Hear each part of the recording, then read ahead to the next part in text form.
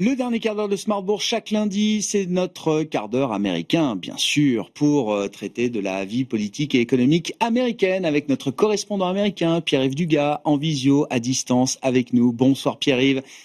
Merci beaucoup Bonsoir. d'être là, Pierre-Yves. Tout se passait bien dans cette bromance entre Donald Trump et Xi Jinping.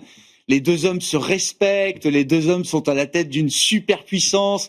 Ils devaient même se rencontrer au sommet de la PEC, prévu, je crois, d'ici 10-15 jours. Que s'est-il passé ce week-end, Pierre-Yves? Alors, il y a deux interprétations. Ou bien les Chinois ont changé de politique commerciale, ou bien ils ont fait une erreur d'appréciation.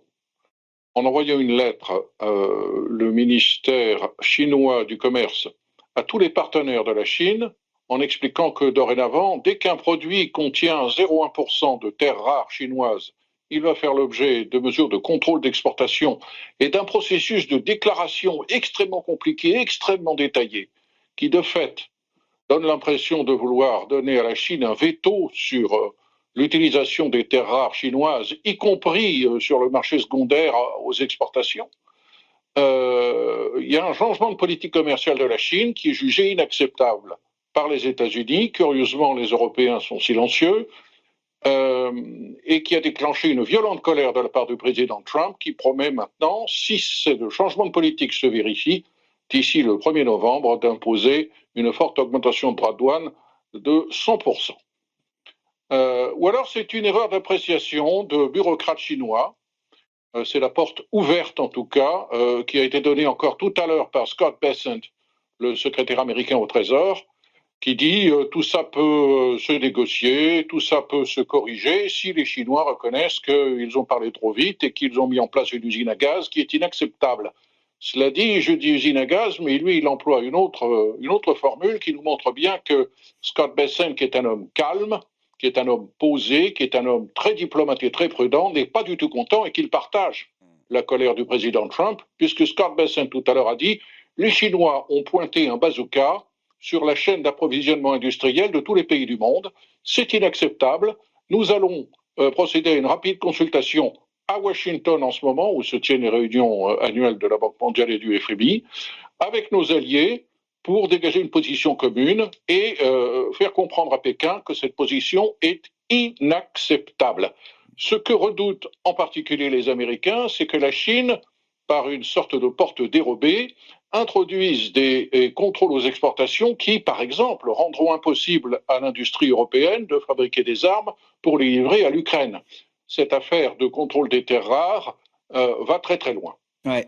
L'affaire effectivement est assez profonde. C'est pas nouveau, hein, ce sujet des terres rares. Et je le rappelle à chaque fois, la seule rareté de ces terres rares, c'est que peu de pays acceptent les externalités négatives, autrement dit la pollution générée par leur production, leur extraction et leur raffinage. Et que la Chine a pris cette place évidemment pour l'ensemble du monde aujourd'hui. Autre situation de blocage, Pierre-Yves, qui s'éternise. Le shutdown, on rentre dans la deuxième semaine, si je dis pas de bêtises, de paralysie budgétaire et administrative aux États-Unis. Alors, en l'occurrence, c'est assez facile à calculer. Nous sommes le 13 octobre, je crois. Ça a commencé le 1er. Donc, 13 jours de blocage. Et c'est un blocage qui relève plus d'un combat entre deux tendances au sein du Parti démocrate que d'un véritable combat entre républicains et démocrates. Plus le temps passe et plus ce pari qui a été pris par les deux leaders de la minorité démocrate des deux chambres du Congrès, de choisir le shutdown pour en faire un point d'honneur et de paralyser la fonction publique américaine pour obliger la Maison-Blanche à réexaminer la question de l'élimination de subventions pour accéder au marché de l'assurance maladie, ce pari, pour le moment, ne porte pas ses fruits. Les sondages montrent que oui, l'opinion publique américaine blâme les républicains un petit peu plus que les démocrates, mais c'est vraiment dans un mouchoir de poche. Et ce soulèvement de l'opinion contre ce shutdown que les démocrates attendaient ne s'est pas encore produit. Alors plus le temps passe, plus ça devient compliqué, pas simplement pour les fonctionnaires américains, dont une bonne partie sont obligés de travailler sans être payés, qui est quand même un comble, mais aussi pour tous les gens qui travaillent pour, indirectement, le gouvernement fédéral américain, mais sous contrat, dans le secteur de la construction, par exemple, et qui ne peuvent plus payer leur retraite.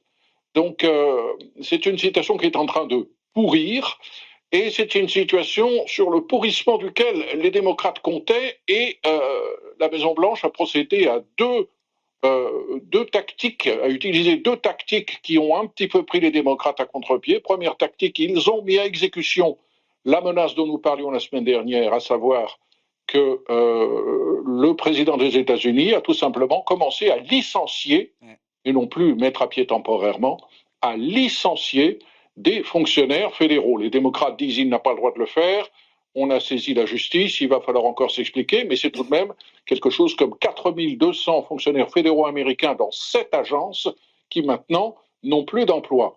Autre surprise qui a pris à contre-pied les démocrates, le secrétaire à la Défense a trouvé dans une enveloppe de 8 milliards de dollars destinée à financer des opérations de recherche-développement, de quoi payer la solde de tous les militaires américains le 15 octobre.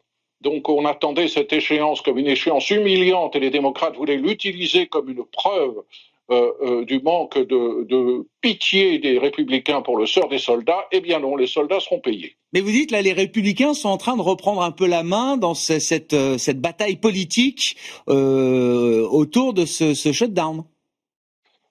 Je ne sais pas s'ils reprennent la main, mais le soulèvement de l'opinion contre les républicains dans ce shutdown sur lequel comptaient les démocrates, pour le moment, ne s'est pas produit. Je vous l'avais dit, même le Washington Post, dans sa page éditoriale, s'est rendu compte que, en fait, cette opération avait été montée de toutes pièces par les leaders démocrates qui y étaient plutôt centristes au sein des deux minorités des deux chambres du Congrès, pour mobiliser leur électorat, parce qu'ils redoutent l'intervention de la frange de gauche du Parti démocrate au niveau des primaires pour les empêcher ou leur compliquer la tâche considérablement lors des prochaines élections. Donc ce sont des vieux leaders du Parti démocrate qui veulent faire du Trump, si j'ose dire, pour mobiliser leur électorat et couper l'herbe sous le pied d'une OPA de la gauche de leur parti. Et donc, Scott Bessent a trouvé les 8 milliards pour payer la solde des militaires. Et j'ai vu aussi que le BLS, le Bureau de Labor Statistique, allait sans doute quand même publier, alors le rapport sur l'emploi, je ne sais pas, mais en tout cas, le chiffre d'inflation, le rapport mensuel sur l'inflation, le CPI, peut-être avant la fin du mois d'octobre. Il devait être publié normalement, théoriquement, je crois, cette semaine, mais il sera peut-être décalé de quelques jours, parce que ce chiffre-là est important pour calculer la revalorisation des pensions de retraite à partir du 1er novembre. C'est ça, Pierre-Yves? Exactement. L'indexation de Social Security sur l'indice des prix à la consommation est une chose qui concerne des dizaines de millions d'Américains qui veulent savoir dans quelle mesure leur pension de retraite va augmenter. Et l'absence de l'indice des prix à la consommation allait empêcher cette indexation, donc il fallait intervenir. Et ils avaient été considérés le 1er octobre comme des fonctionnaires américains fédéraux non essentiels, et ceux qui calculent le CPI, tout d'un coup, sont devenus essentiels. Bon, ben voilà, la vie sous shutdown aux États-Unis se poursuit tant bien que mal. Merci beaucoup Pierre-Yves Dugas avec nous chaque lundi dans ce quart d'heure américain, notre correspondant américain pour Be Smart for Change. Un quart d'heure que vous retrouvez comme tous les autres, bien sûr, en replay sur besmart.fr et que vous écoutez en podcast sur l'ensemble de vos plateformes préférées.